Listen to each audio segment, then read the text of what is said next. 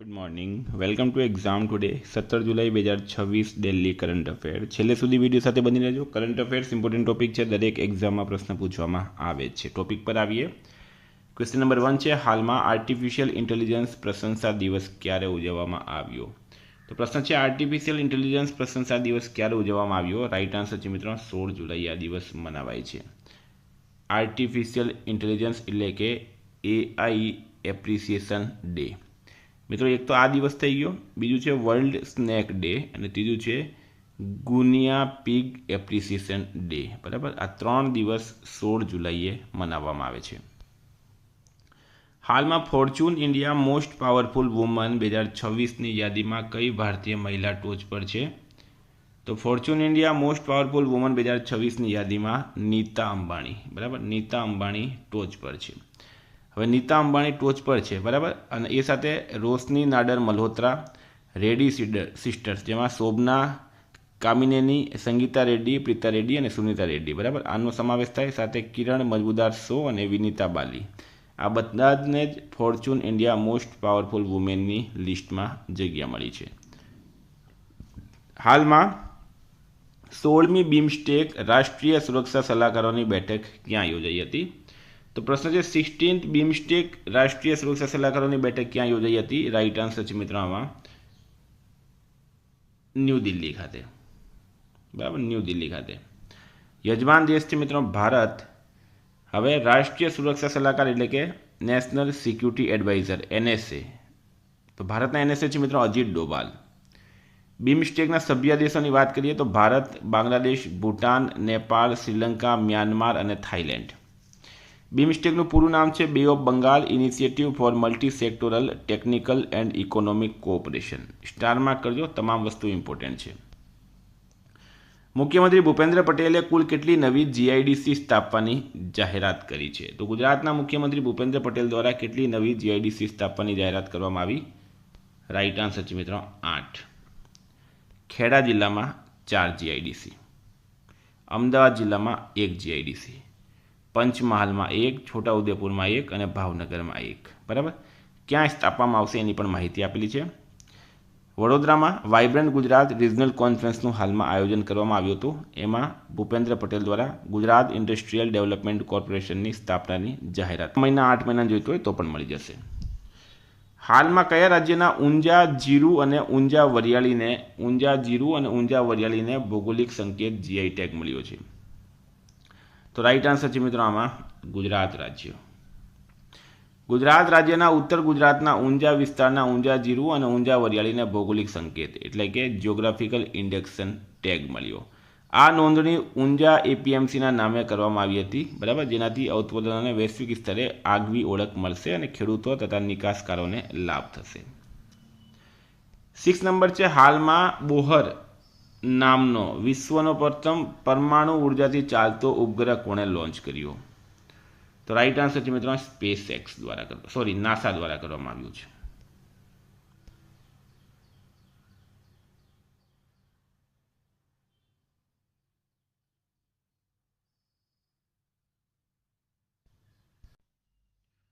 તો right answer છે SpaceX દ્વારા વિશ્વનો પ્રથમ વાણિજ્યિક પરમાણુ ઉર્જા સંચાલિત ઉપગ્રહ બોહર, જેનું નામ છે બેટા વોલેટાઇક ઓર્બિટલ હાઈ રિલિયાબિલિટી, અમેરિકાની સિટી લેબ્સ INC કંપની દ્વારા વિકસાવવામાં આવ્યો હતો અને તેને SpaceXના ફાલ્કન 9 રોકેટ દ્વારા ટ્રાન્સપોર્ટર 17 મિશન હેઠળ 7 જુલાઈ 2026ના રોજ લોન્ચ કરવામાં આવ્યો હતો. 7 છે, હાલમાં કયા રાજ્ય સરકારે ભારતની પ્રથમ AI યુનિવર્સિટીની સ્થાપનાની જાહેરાત કરી? કયા રાજ્ય સરકારે ભારતની પ્રથમ AI યુનિવર્સિટીની સ્થાપનાની જાહેરાત કરી? તો રાઈટ આન્સર છે મિત્રો આમાં કર્ણાટક સરકારે. સ્થાન છે મિત્રો બેંગલુરુ. કર્ણાટકના ભારતની પ્રથમ સરકાર સંચાલિત AI યુનિવર્સિટીની સ્થાપના કરવામાં આવશે. પ્રારંભિક યોજના મુજબ યુનિવર્સિટી માટે 100 એકરનો કેમ્પસ સ્થાપિત કરવામાં આવશે. સાથે જ કુલબુર્ગી, બેલગાવી, હુબલી, ધારવાડ, મેંગલુરુ અને મૈસૂરમાં પ્રાદેશિક કેમ્પસ સ્થાપવાની પણ યોજના જાહેર કરવામાં આવી છે. કર્ણાટકનું કેપિટલ છે બેંગલુરુ. CM છે DK શિવકુમાર. રાજ્યપાલ છે થાવરચંદ ગેહલોત. 8 નંબર છે, હાલમાં ભારતની પ્રથમ અવકાશ સંશોધન ગેલેરીનું ઉદ્ઘાટન ક્યાં થયું? તો રાઈટ આન્સર છે એમાં ભોપાલ ખાતે. સ્થળ છે ભોપાલ મધ્ય પ્રદેશ, સંસ્થા છે રિજનલ સાયન્સ સેન્ટર ભોપાલ, ગેલેરીનું નામ છે hall of space exploration gallery, ઉદ્દેશ્ય છે ભારતના અવકાશ કાર્યક્રમ, ઈસરોની સિદ્ધિઓ અને અવકાશ વિજ્ઞાન વિશે જનજાગૃતિ ફેલાવી તથા વિદ્યાર્થીઓમાં વૈજ્ઞાનિક અભિગમ વિકસાવવો. 9 નંબર છે હાલમાં કયા રાજ્યમાં ભદ્રસા શહેરનું નામ બદલીને ભરતનગર કરવામાં આવ્યું છે? તો એ કરવામાં આવ્યું છે ઉત્તર પ્રદેશની અંદર. ઉત્તર પ્રદેશના અયોધ્યા જિલ્લામાં આવેલા ભદ્રસા શહેરનું નામ બદલીને ભરતનગર કરવામાં આવ્યું. આ નિર્ણય ઉત્તર પ્રદેશના મુખ્યમંત્રી યોગી આદિત્યનાથ દ્વારા જાહેર કરવામાં આવ્યું હતું. આ નામકરણ ભગવાન શ્રી રામના ભાઈ ભરતના ઐતિહાસિક અને ધાર્મિક મહત્વને ધ્યાનમાં રાખીને કરવામાં આવ્યું. યુપીનું કેપિટલ છે લખનઉ, સીએમ છે યોગી આદિત્યનાથ, રાજ્યપાલ છે આનંદીબેન પટેલ. 10 છે ભારત અને કયા દેશે પ્રબાનન મંદિરના સંરક્ષણ અને પુનઃસ્થાપન માટે કરાર પર હસ્તાક્ષર કર્યા? તો રાઈટ આન્સર છે આમાં ઇન્ડોનેશિયા. ભાગીદાર દેશ છે ભારત અને ઇન્ડોનેશિયા. મંદિરનું નામ છે પ્રબાનન મંદિર, સંસ્થાન છે યોગ્યાકાર્તા, ઇન્ડોનેશિયા. વિશેષતા છે યુનેસ્કો વિશ્વ ધરોહર સ્થળ અને ઇન્ડોનેશિયાનું સૌથી મોટું હિન્દુ મંદિર સમૂહ. ભારતીય સંસ્થા છે ભારતનું આર્કોલોજીકલ સર્વે ઓફ ઇન્ડિયા સંરક્ષણ અને પુનઃસ્થાપન કાર્યમાં સહયોગ આપશે. હાલમાં નરેન્દ્ર મોદી ઇન્ડોનેશિયા યાત્રા ગયા હતા, ત્યાં કરાર કરવામાં આવ્યું છે. 11 છે હાલમાં કયા મંત્રાલય દ્વારા હેન્ડલૂમ હેકાથોન 2026 લોન્ચ કરાયું? તો રાઈટ આન્સર છે આમાં કાપડ મંત્રાલય. લોન્ચ કરનાર છે કાપડ મંત્રાલયના વિકાસ કમિશનર. ઉદ્દેશ્ય છે હાથશાળ એટલે કે હેન્ડલૂમ ક્ષેત્રમાં ટેકનોલોજી, ડિઝાઇન અને નવીનતાને પ્રોત્સાહન આપવું. થીમ છે વણાટ નવીનતા એટલે કે વેવિંગ ઇનોવેશન. ઇનામ છે વિજેતા ટીમને ₹4 લાખનું રોકડ ઇનામ અને 1 વર્ષનો ઇન્ક્યુબેશન સપોર્ટ આપવામાં આવશે. 12 નંબર છે ગિફ્ટ સિટીએ કયા દેશના ડા નાંગ ફાઇનાન્શિયલ સેન્ટર સાથે એમઓયુ પર હસ્તાક્ષર કર્યા? તો વિયેતનામ રાઈટ આન્સર છે આમાં. ફાઇનાન્શિયલ સર્વિસીસમાં સહકાર આપવાનો, ફિનટેક અને ડિજિટલ ઇનોવેશનને પ્રોત્સાહન આપવાનું, ક્ષમતા નિર્માણ, સંયુક્ત સંશોધન અને જ્ઞાનની આપ-લે કરવાની, ભારત વિયેતનામ વચ્ચે સરહદ પાર રોકાણ વધારવું. હાલમાં 8મો ભારત જાપાન સંરક્ષણ નીતિ સંવાદ ક્યાં યોજાયો હતો? ભારત જાપાન સંરક્ષણ નીતિ સંવાદ ક્યાં યોજાયો? ટોક્યો.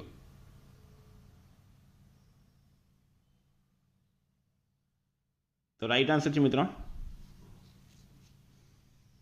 ટોક્યો ખાતે. ટોક્યો જાપાનનું કેપિટલ છે, બરાબર. ટોક્યો જાપાનનું કેપિટલ છે. જાપાનની કરન્સી છે જાપાની યેન, પીએમ છે સાના ટાકીચી.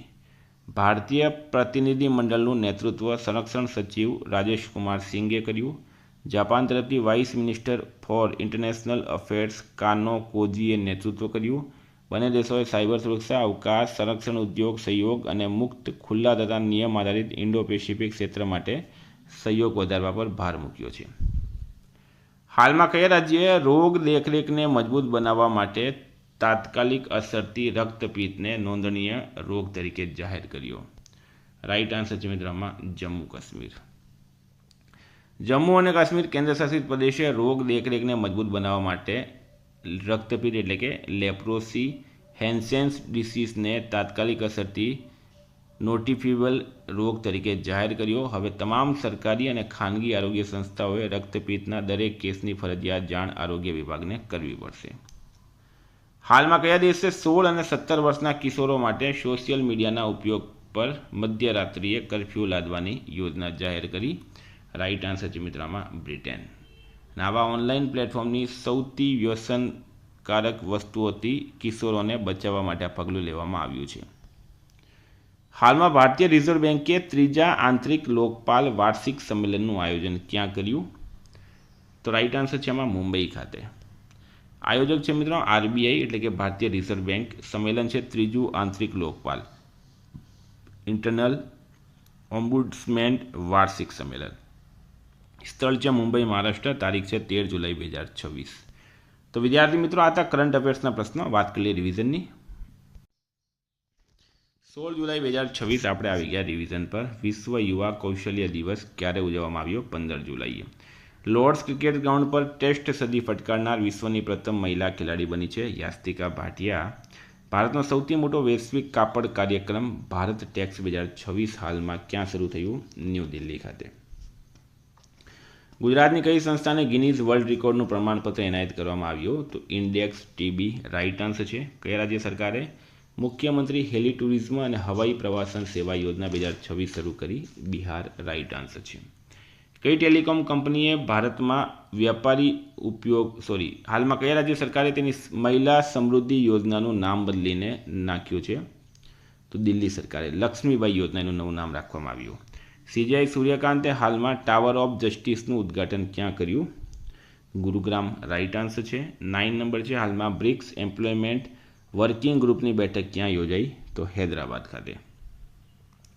કોને ફ્રાન્સના લિયોન શહેરમાં આવેલા પ્રતિષ્ઠિત ઇન્સ્ટિટ્યૂટ લ્યુમિયર ખાતે વોલ ઓફ ફિલ્મ મેકર્સ પર પ્લેક નામની તકતી આપીને સન્માનિત કરાયા? SS રાજામૌલીને. કયા દેશના જ્યેષ્ઠ વન મહાવિહારને UNESCO Asia Pacific heritage award 2025થી સન્માનિત કરાયો? નેપાળ રાઇટ આન્સર છે. ટ્રાઇબેક્સ ડિજિટલ લર્નિંગ પ્લેટફોર્મ કોણે લોન્ચ કર્યું? જુએલ ઓરામે. હાલમાં ભારતીય ભાલા ફેંકનાર આનંદ સિંઘે એશિયન અંડર-23 એથ્લેટિક્સ ચેમ્પિયનશિપમાં 80.57 મીટરના પોતાના શ્રેષ્ઠ થ્રો સાથે કયો મેડલ જીત્યો? Gold medal. હાલમાં પ્રકાશિત ગ્લોબલ એર પાવર રેન્કિંગ 2026માં ભારતીય વાયુસેનાનો ક્રમ કેટલો છે? 3જો. લદ્દાખે કયા દેશમાં પ્રીમિયમ ખુબાની નિકાસ કરવાનું શરૂ કર્યું? યુએઈ રાઇટ આન્સર છે. રક્ષામંત્રી રાજનાથ સિંઘે 13 દિવસીય સૌર વિજય અભિયાન ક્યાંથી લોન્ચ કર્યો? તો રાઇટ આન્સર છે મિત્રોમાં ન્યૂ દિલ્હી ખાતેથી. મિત્રો ગઈકાલે પ્રશ્ન પૂછાયો કયા રાજ્ય સરકારે 16 ઓગસ્ટના આયુષ્માન દિવસ તરીકે ઉજવવાની જાહેરાત કરી? પશ્ચિમ બંગાળ રાઇટ આન્સર હતું. આજનો પ્રશ્ન છે કઈ ટેલિકોમ કંપનીએ ભારતમાં